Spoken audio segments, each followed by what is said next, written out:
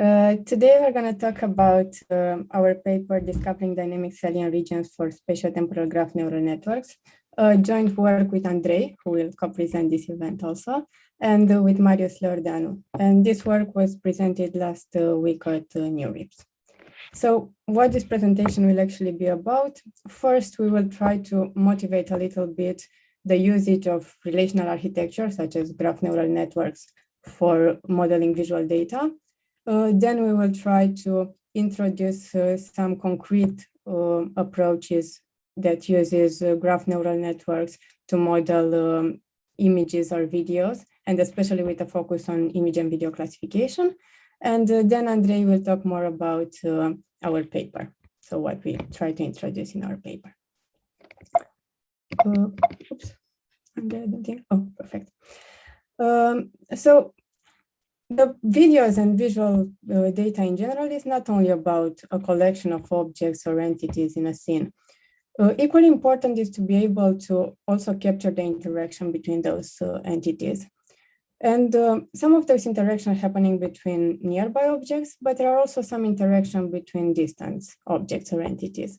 For example, here there is a strong interaction between the handball player and the ball, but there is also another interaction between the sports crowd and the handball player. And for example, the crowd could encourage or discourage the player. And it's important to understand what actually happens in this image. So starting from this intuition, we can think about video processing as a problem that requires two things. First, we need to be able to identify the relevant entities, and then we want to be able to process the interaction between these entities that we discovered. So this is what motivates the researchers to try to adapt the graph neural network approaches also in computer vision community, because graph neural networks has this strong inductive bias towards capturing pairwise interaction. So it seems quite natural to try to use this inductive bias to capture the interactions in the visual world. So being a well-aligned task, we want to understand how we can do this in the most suitable way.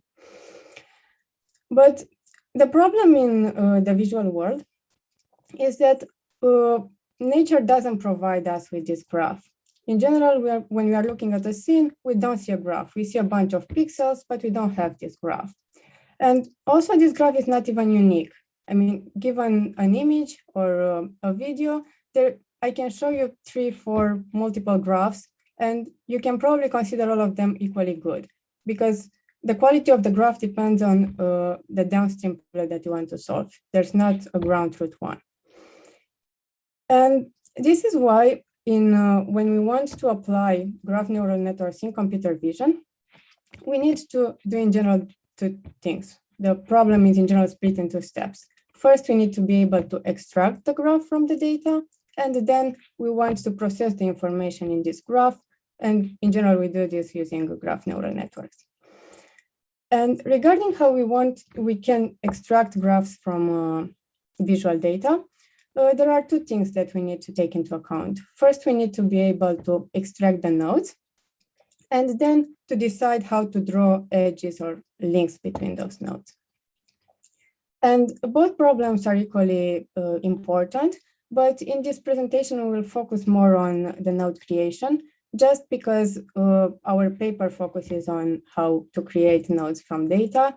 And but again, inferring edges is equally important. It's just the focus of the presentation will be more on how to create nodes.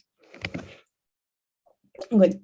So there are some standard approaches that try to extract graphs from images or from frames in a video.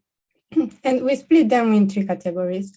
First, there are some approaches that use fixed regions. So we basically split a frame using a grid and consider each page as being a node. We will pull information from each page, and we'll consider those pull information as being a node. Then there is a set of works that use object detectors. So they use an external object detector pre-trained on another data set and use the extracted objects as nodes in our graph. And the third category is what we call semantic nodes. And here you can think about a node as being an attention map. So for each node, we will compute an attention map that will indicate what are the important regions in an image. And then we will use this attention map to pull the information from those emphasized regions, and we will consider that pulled representation as being a node. And if we want to have multiple nodes, then we will need to have multiple attention maps, each of them focusing on different parts of the image, hopefully. So those are the three main categories of prior work: the fixed approach, the object detector one, and the semantic nodes. And now I'm going to present some examples from each category, and I'll also try to discuss some advantages and some disadvantages for each of them. Any questions? Andre, if there are any questions in the chat, please let me know, because I can see the chat, unfortunately. Oh, all clear. Perfect, thank you. Good. So one work that used the fixed node approach is our previous work, recurrent space-time graph neural networks from 2 years ago. And in this work, we used three types of grids. We have a 3x3 grid, a 2x2 grid, and a 1x1 grid. So we will obtain patches at different scales. And then we will connect to nodes, either if they are neighbors in the same grid, or if the regions corresponding to those nodes overlaps. So for nodes that belongs to the same grid, we will connect them if they are neighbors. And for nodes that belongs to different grids, we will connect them if the regions corresponding to those nodes have some non-zero intersection over union. And this is how we will extract the graph for each frame. So we will have a sequence of graphs for each video that we have in the dataset. And once we have this graph, we will want to process this in a factorized way. So we will have a processing for each frame independently, and then we will have a temporal processing to aggregate the temporal information. So for the spatial processing, we just adopt a graph neural network approach. The message passing neural network is the standard way of exchanging information between nodes at each time step. And it in general involves 3 steps: send, gather, and update. I'm not going to go into many details. It's just the usual way of doing graph neural networks. For more details, we also have a presentation from a few months ago. It's on YouTube, so it's fine. But it's not that important. The idea is that we exchange information between those nodes at each time step. And then to aggregate the temporal information, each node only received information from the corresponding node from the previous time step. So for example, if we are looking at the node situated in the center of the image, then we will update the information for this central node using only the information from the previous time step for the node situated in the center of the image. So you are not going to receive information from other nodes in the graph, just from the corresponding nodes from the previous time step. And we are going to integrate this previous information using a recurrent neural network. So for the spatial processing, we will send information between nodes using the graph neural network approach. And for the temporal information, we will update each node using a recurrent neural network. And we will apply these 2 steps in an alternative way. So we will first have a spatial processing, then a temporal one, then another spatial processing, another temporal, and so on and so forth in an iterative way. Good. So doing this kind of thing, so basically extracting fixed nodes and then processing using this alternative approach, we managed to obtain good results for video classification. So even this simple fixed way of extracting graphs seems to be good for video classification. Another line of work that use fixed regions is the well-known visual transformer. And I think that at this moment in time, most of the audience already use or at least knows about transformer. But to make the presentation stand alone, I will try to briefly explain what's happening in transformer. So transformer is the type of architecture that was introduced for natural language processing and obtains really, really good results in the last few years.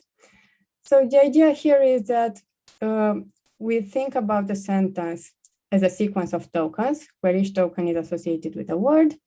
And then for each token, we have three types of representation: a query, a key, and a value representation.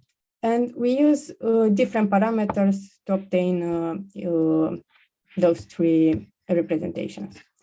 And then for each token, we will compute an attention score to all the tokens in the sequence using dot product similarity between the query and the key. So to obtain the similarity between node I and node J, we will compute the dot product similarity between the query of node I and the key of node J, and we will obtain this score, which is a scalar representing how similar those two tokens are.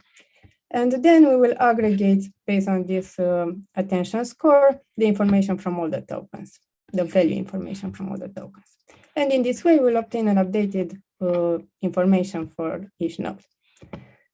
So we can think also about this transformer layer as being a fully connected graph, where we aggregate the information based on this dot product similarity between query and key. This is the way Andre and I likes to think about transformers. So this is why transformer is in this presentation, because it's also some sort of a graph. And since transformers perform really good in natural language processing, the computer vision community tried to adapt it also for computer vision tasks. So this is how visual transformers occurs in the community. The idea is that if we want to think about an image as a sequence of tokens, the naive way of doing this is just thinking about an image as a sequence of pixels. So we will end up with a huge graph, a huge sequence that will contain a number of pixels, will have the length, the number of pixels. Unfortunately, since we are using, in general, high resolution images in our data sets, the number of pixels is really high, so it's quite inefficient, and it also could be kind of hard to optimize if we use this kind of huge graph. So what's happening in visual transformer is that instead of considering pixels as tokens, they'll consider patches as tokens. So they will split the image using a grid in several patches, and then we will linearize each patch and consider that patch as a token and feed it into a transformer architecture. So basically, it's the same idea that we saw before. Split the image in fixed regions and consider them nodes and process it using a transformer. The thing that they observe in the visual transformer paper is that we obtain good results using visual transformer only when we are able to pre-train the model on huge data sets. So, and when I say huge data sets, ImageNet is not a huge one. So they need really, really large corpus of data to be able to train the visual transformer. But later they introduced these data efficient image transformers, where they show that it's not necessary to have a huge corpus of image data.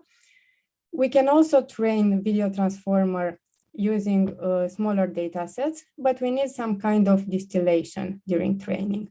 This means that they first learn a convolutional neural network to solve the task and use the prediction from this convolutional neural network to supervise the video transformer. And using this kind of teacher-student approach, they managed to train the video transformer to outperform the convolutional one. So we can obtain good results even without large corpus by doing distillation and some other tricks. Both of those papers were applied on image classification, but there is also an extension for video classification. I think there are many, but this is the one that I want to talk about. It's called Timesformer. And the idea here is that for each frame, we will also have the processing similar with the visual transformer. So we will exchange messages between patches. But for the temporal dimension, they try to experiment with a different way of connecting the nodes in time. And they realized that the best accuracy is obtained when you connect each node only with the corresponding nodes in time. So here, the patch that is situated on the left top corner will only exchange in the transformer messages with the top left patches from other time steps. So it's somehow similar with the approach that we tried in the first paper, this kind of just connecting corresponding nodes from different time steps seems to work the best. And it's also more efficient because we have less connection in time. Good. And also transformer managed to obtain really good results in video classification. So those are two examples of approaches that use patches, so fixed nodes as input, and try to build a graph from them and process it to capture interactions.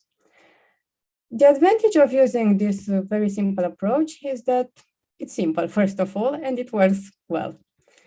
So it seems that there is something about this graph processing, because even this very, very simple way of extracting a graph still obtains good results. The big disadvantage is that it's not quite interpretable, because the nodes doesn't have a standalone meanings. I mean, some objects are cut between the patches. There are some objects that contain part of the objects in a patch and part of the objects in the nearby patches. So when we actually compute the pairwise relationship in our graph, we are not sure what those relationships should capture, because it's not natural for us to think about parts of the objects in the way that we built it here with this grid way of extracting them. So it's simple, but it's not that natural. So we can think about more complex things. And the first idea would be to use an object detector. And the idea with the object detector is that it's really, really well aligned with our intuition. In general, we are thinking about important entities in a video or in an image, we are thinking about objects. And when we are thinking about interactions, we are thinking about interactions between objects. So using an object detector seems quite natural for us. And this is what they propose in this paper from ECCV 2018, Video Spacetime Region Graphs, where they use a pre-trained object detector. They extract objects from all the frames in the video, and then they will have two types of graph. First, they will have a similarity graph, where they connect all the nodes regardless of the time step or the spatial position. So we'll have a huge graph with connection between each pair of two nodes. And there will also be a spatial graph when we just connect two nodes if they are neighboring. So if they belongs to consecutive frames, and there is an intersection of a union that above some threshold. So if those regions overlaps and they belong to consecutive frames, then we will draw an edge between them. So we have two graphs, and we will process those two graphs using graph convolutional networks independently, and then we will aggregate the answer from those two graph convolutional networks. As I said, this is an approach that is well aligned with our intuition, and it's also very interpretable because we know that we have interaction between existing objects in the scene. The disadvantage is that it's really expensive because being able to train an object detector requires heavy annotations, and it's quite hard to obtain annotation at the object level. And also, it's quite rigid regarding what type of interaction you can model, because sometimes we don't want to capture interaction between objects. Sometimes our downstream tasks require interaction between parts of the objects, or even pixels. And sometimes we actually don't know what to train our object detector for, or we don't have annotation for parts of the objects. So if the interaction between objects are not exactly what we want in order to solve the task, then using an object detector could not be ideal for our task. And this leads us to the third type of prior work, the semantic nodes. And as I said before, the semantic nodes are in general attention maps. So here for each node, we will build an attention map, and we will use this attention map to aggregate the information from the input. And in this work, the graph-based global reasoning network, what the author does is that they use a 1 times 1 convolutional network that for each location in the input will output a score. And we will use, so for the entire input, we will have an attention map with scores for each point in the input. And then we will just use this attention map to pull the information from the input, and we will obtain a vectorial representation. And in this way, we will have one node in our graph. And if you want to have n nodes, then we will need to have n 1 times 1 convolutional network, each one with different parameters. So it will output n attention maps. And when we aggregate the information using those n attention maps, we will obtain n representations. And once they have this graph, they process it using a graph convolutional network. Their choice was to also learn the adjacency matrix, but it's not that important.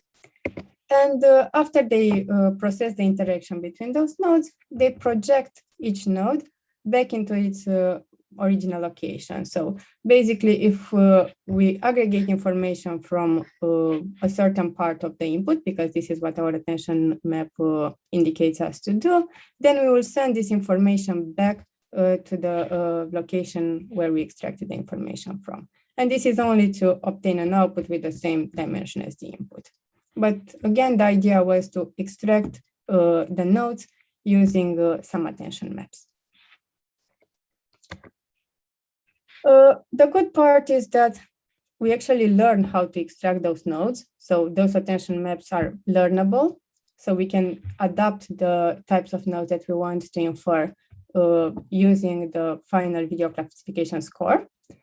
But on the other hand, it's unable to distinguish between multiple entities because, as you said, as you saw, there are some 1 times 1 convolutional networks used to infer the attention score.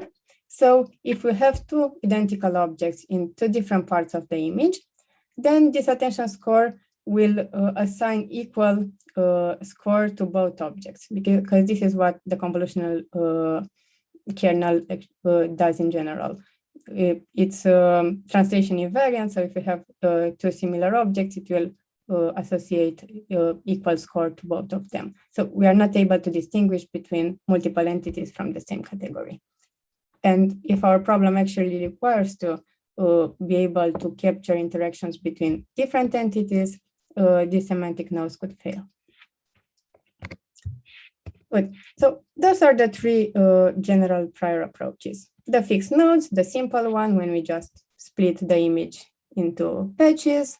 The object detector one, where we use a pre-trained object detector to extract the objects, but it's expensive because it requires annotation to pre-train the object detector. And the semantic nodes, which use those kinds of attention maps learned from the final video classification signal, but that are not able to distinguish between multiple entities. So trying to overcome all the disadvantages of the prior works, we developed discovering dynamic Salient regions with spatio-temporal graph neural networks. As I said, joint work with Andrei and Marius. And what's happened here is that instead of trying to infer those attention maps that gives a soft score to each location in the input, we will try to infer more localized regions. So our nodes will learn to attach to regions that are clearly localized in space. We will learn a location and the size for each region, not a score for each pixels in the input. So this is one of the contributions. We will try to produce localized nodes. Then we will show that this way of producing localized nodes will improve the video classification. So being able to extract good salient regions is beneficial for the video classification task. And also when we inspect what our model learns, how those regions looks like, we realized that it's well correlated with objects in the scene. So even without supervision at the object level, because we will only learn from the final video classification task, we will be able to discover some salient important regions in the scene.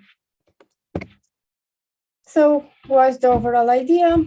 We will predict from the input some regions, as I said, characterized by a location and the size. So you can think about them as some kind of Gaussian blobs around some location. We will use those localized nodes to pull information from those regions and obtain some nodes. So we will have a graph. We will process this graph using graph neural networks, and then we will try to predict a video class. And we observe that doing this kind of things, the video classification signal will help us to improve the regions in each frame. So we will be able to discover some regions that are important and in general that correlates with the objects as we would expect it.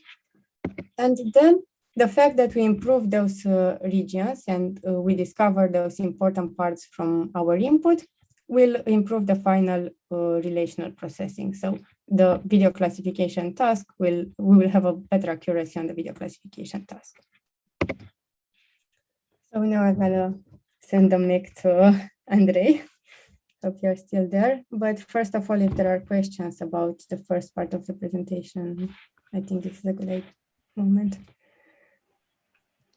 I had a question. Was the image from the slide before generated from your model, or is it what would be ideal to have? No, the previous one, the one with the. This one? No, it's just, I mean, all the images until now are just for presentation purpose. It's not generated from our model. Okay. We'll have some examples in Andrei's part of the presentation with what our model actually outputs. Thanks. Thank you.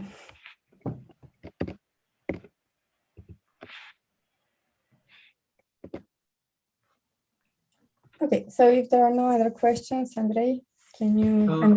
Please stop sharing the screen so I can share my screen.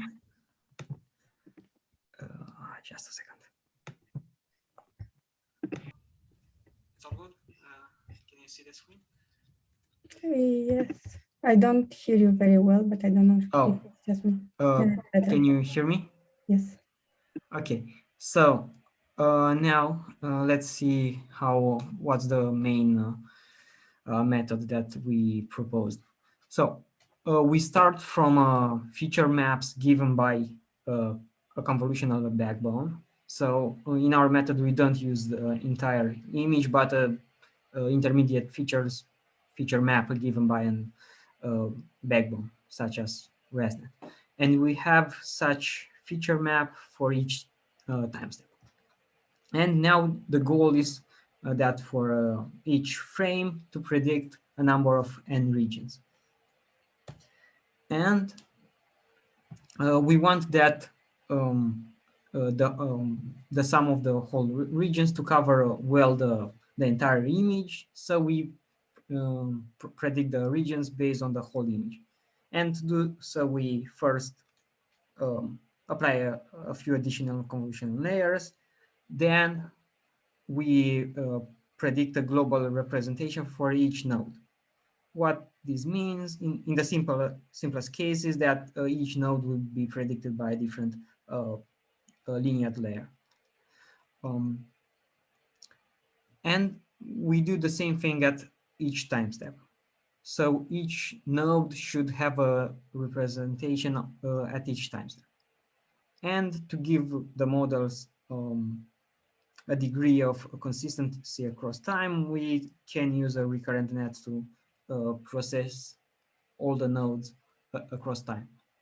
So process the representation of the first node at the first time step, with the first node at the second time step, and so on. And after we process them recurrently, at each time step, we will project this intermediate representation, that is a vector with c dimensions, into 4 coordinates. And these coordinates will represent a single region for a single node. Two parameters are used for location and two are for scale.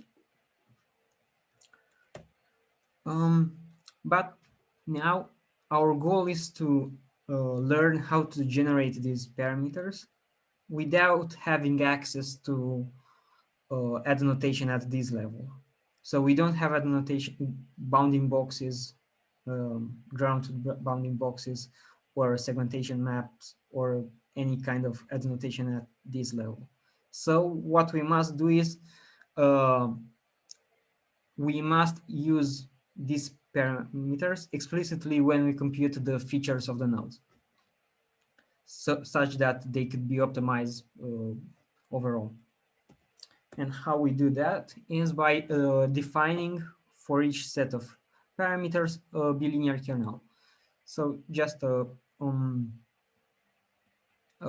global map, a global weighting map with the same size as the convolutional input that will weight the entire input. The key aspect is that this bilinear kernel is defined based on the parameters. And when we obtain some features using this kernel, we can backpropagate through the kernel and to the parameters.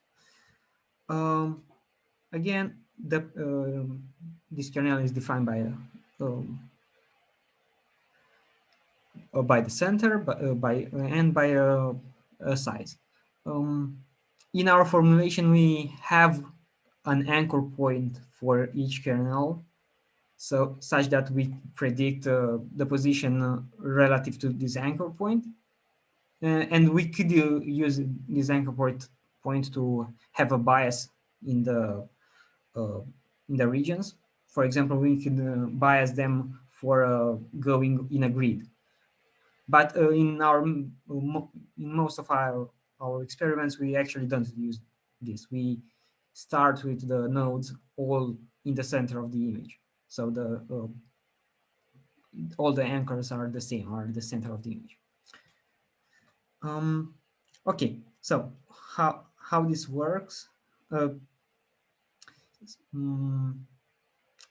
Here I have just a visual representation, just to give an intuition. So this is we have here three kernels. And each kernel would define a node. We pull information from the entire image into a single node using each individual kernel.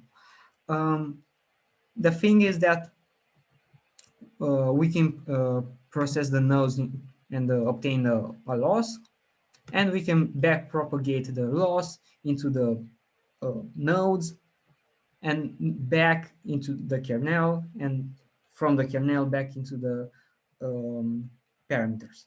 So we can optimize these parameters from the final loss. So just from one label for the entire video, as opposed to add annotation at this level, at the object level. Okay, and if we start with, let's say that these are the prediction at one step during the training, by backpropagation, the model should learn to generate some regions that are shifted in these directions, and next time when we see the image, they will be probably covering regions that are more relevant. We can backpropagate again, and during the training, we hope that we will arrive at some salient regions, or some regions that would be helpful for the overall goal. Okay.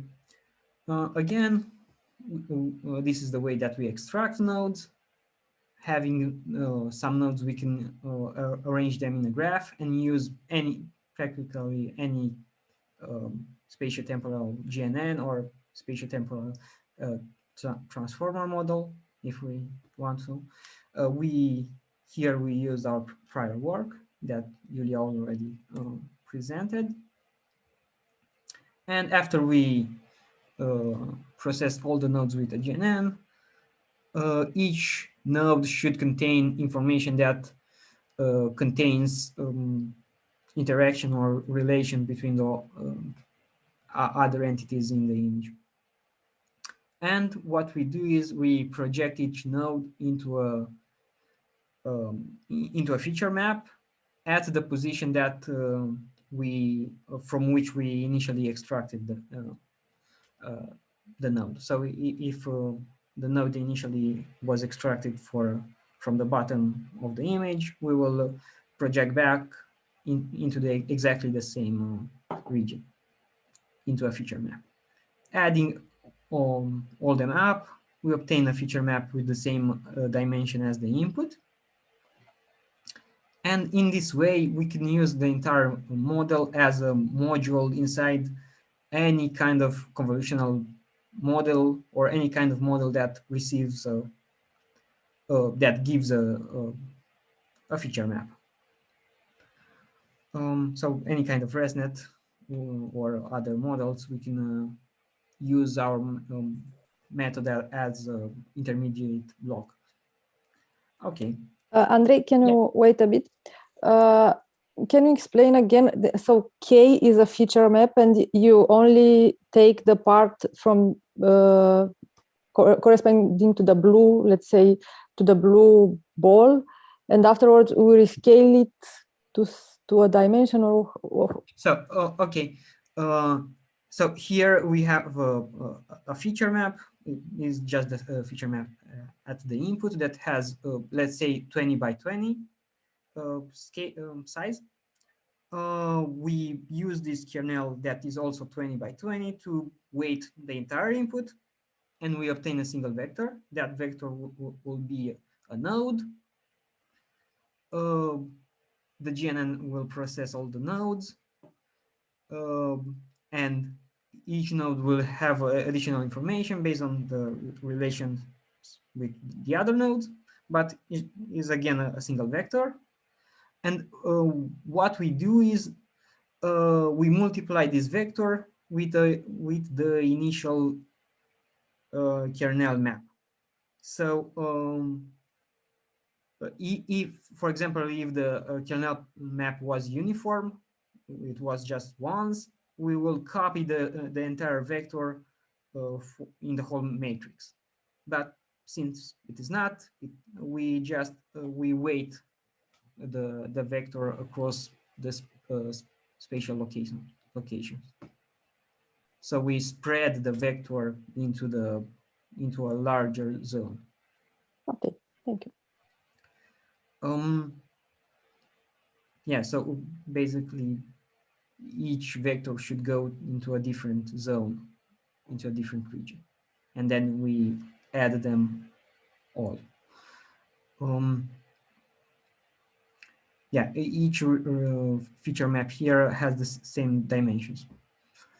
We just add them element-wise. Okay. I hope that this is more clear. Okay, thank you for the question. Okay, overall, our method has a number of key properties. First, is it that it's dynamic, meaning that the nodes are adaptive. They change according to the input at each time step. The nodes are localized, meaning they are clearly delimited in a spatial location, and we also maintain a position information for them. And the third is that the method is differentiable with respect to the region parameters, and this is an important aspect because it allows us to learn the regions based only on the final loss. So only on a single label for the entire video, without any supervision at the region level. Okay, so these are the main takeaways from our model. Now let's see some experiments. We mainly use two data sets, a real world data set of interaction between objects, or object in this case, and humans, and a synthetic one. And we investigated some key questions. First, is it really necessary to produce dynamic nodes? Then, to what degree should each region adapt to the video, and do these regions correlate with real objects? First, we investigated if we need dynamic regions, and we did this on the real world data set by comparing with a standard baseline that doesn't have any GNN or transformer inside of it. It's just a convolutional backbone. And then we added our method to this backbone, but we constrained the node generation in different ways. In the first case, the nodes are just cells in a fixed grid. In the second one, each node corresponds to an object given by an external detector, and the third one is our entire method. For all of the methods here, we use the same number of nodes. So the only thing that changes is the way that we generate the nodes or the regions corresponding to each node. And what we can observe is, first of all, that using a detector comes with a large computational overhead in terms of permutation in terms of operations per second. And our method adds a small overhead that comes mainly from the GNN processing, and only to a small degree from the way in which we make the discovery of the node. And if we look at the accuracy, the green scores, we see that it is better to use nodes that are dynamic as opposed to fixed or objects given by an object detector. Yeah, comparing to the object detector, we think that our method could be and is in this case more appropriate, because there are many cases when we don't really know what are the regions that we should focus on. So we don't know what objects to extract, or even we don't know if the objects are the most important entities. And even if we knew, we may not have the object as a notation. So we have a number of advantages when comparing to the detector-based approaches. Comparing to the fixed one, our method is more versatile. But the number of the node of the regions is constant, right? Yeah, is the same. Okay. Here in this ablation, we use the same number of nodes. Yeah. Okay. Next, we want to see if the regions do correlate to some degree to real objects, and in fact they do. To measure this, we computed the L2 distance between the ground truth objects and the predicted nodes given by our method, and we observed that during training, this score decreases, this distance decreases. Without training specifically for optimizing the score, or without putting any kind of constraint that would push the score towards 0 or optimize the score or constrain in any way. And on average, we see that our predicted regions are on average as close to the true objects as the detectors, as the objects given by a detector. In average, and they are close enough. And we will see some examples. When we compare to recent methods, we observe that we obtain good results. And the most important, we observe that the method gives consistent improvements over different backbones. So it works with different kinds of convolutional models, 2D or 3D convolutions. Okay. Here is a visualization of the regions given by our method. We visualize here with a different color each region, but we only visualize the center here. And we can observe that they follow them, the most important parts in the image. Here we also show the entire kernel. So also the width and the height. Note that those regions are computed at they are not computed at the image level. They are computed at intermediate features, so there is a misalignment between the regions as they are used in the model and what we visualize here. Okay. Then we wanted to investigate another aspect, and we used the synthetic case for this.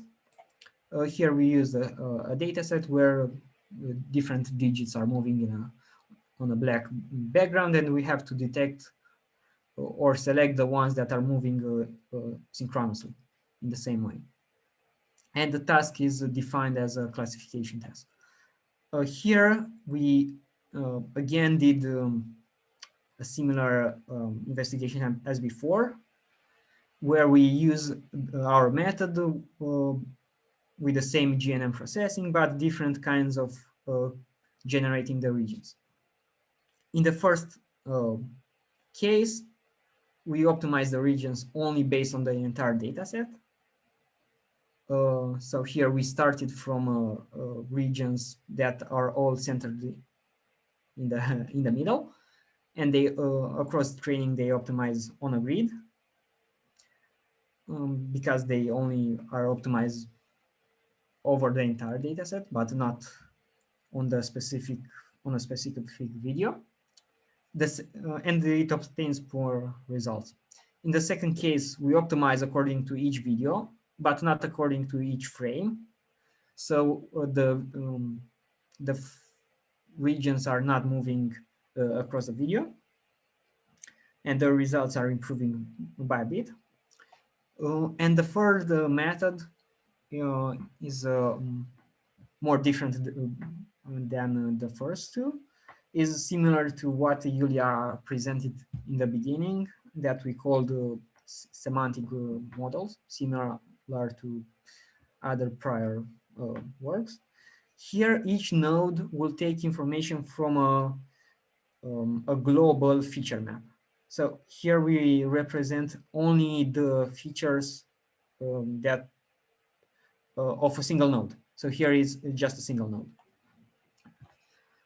So this node cannot distinguish between different instances of the same class.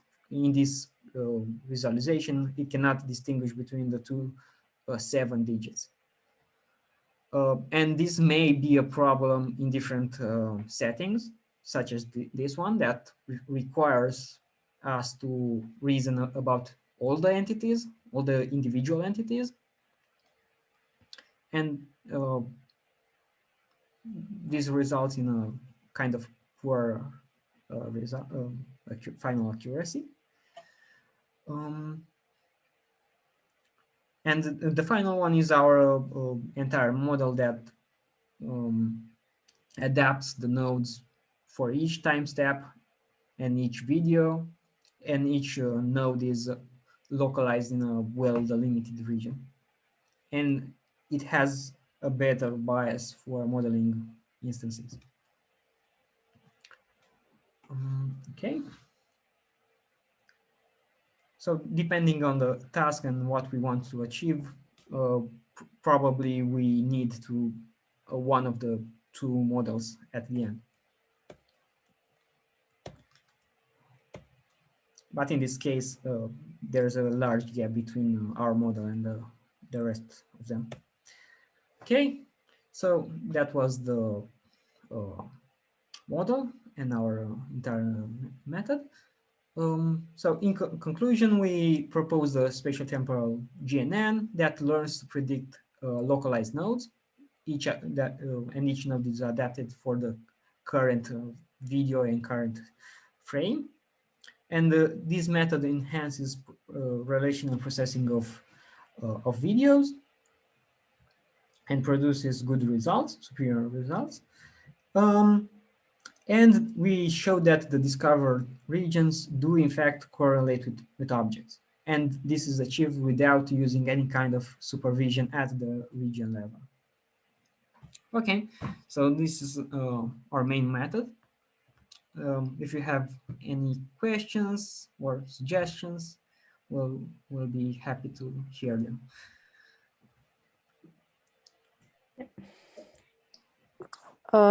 I think I have another question.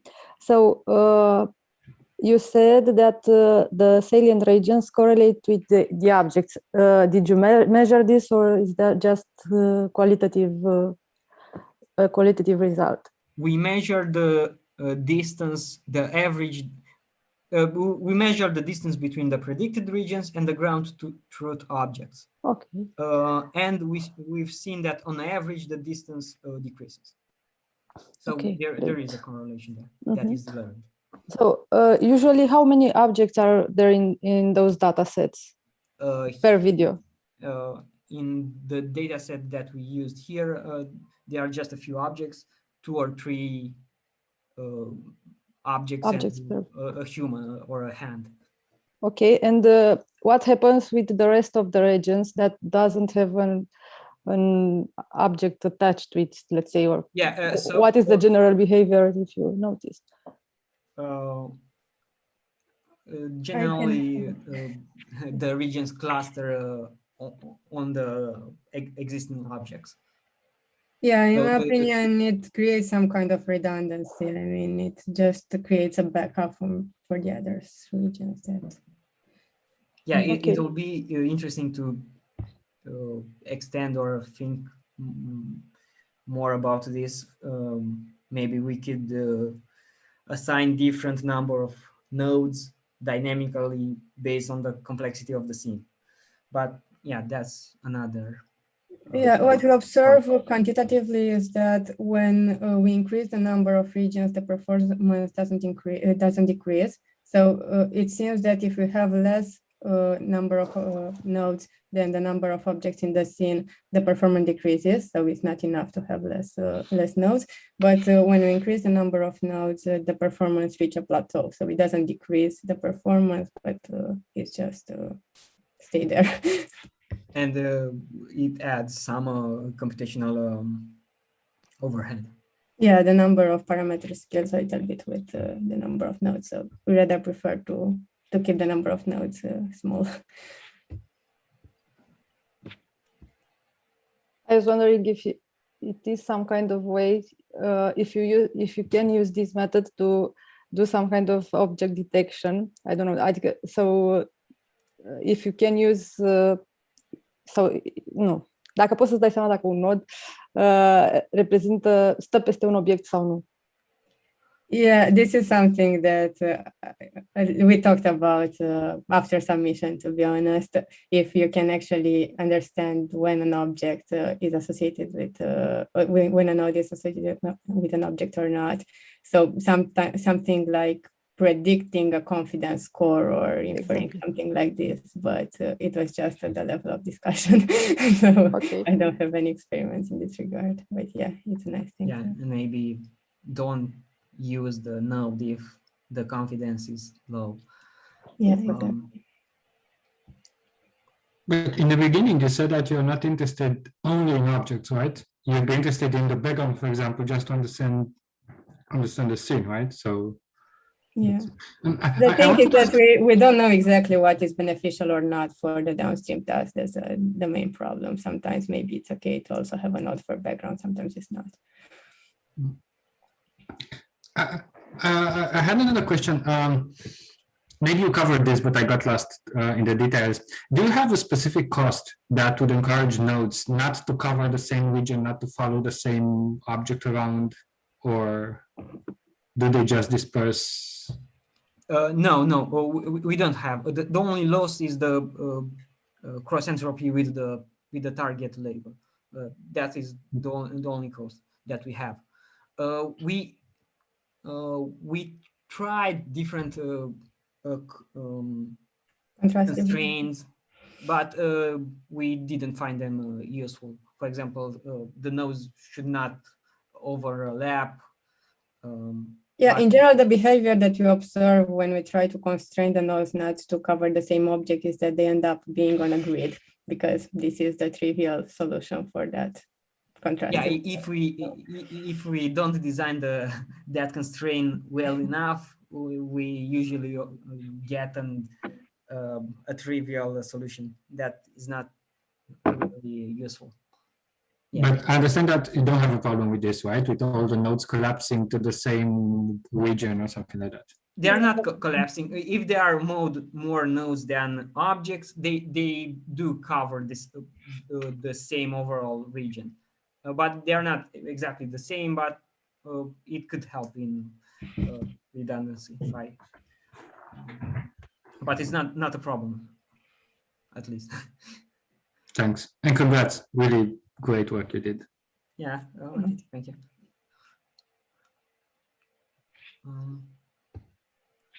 Okay, I made here. I just wanted to say that more methods in this vein are appearing nowadays with transformers as the main method of computing interactions.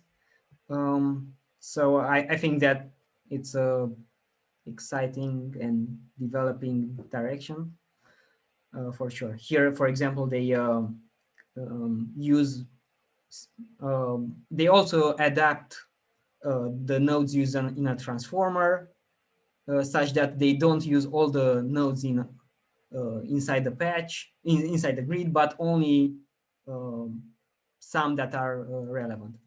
And they also observe that this kind of model is more accurate, and in their case also more efficient than video transformers.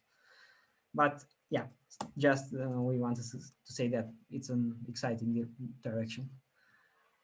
Okay, so I think if there are no more other questions, we can stop, and we can continue next time in the new year with another presentation.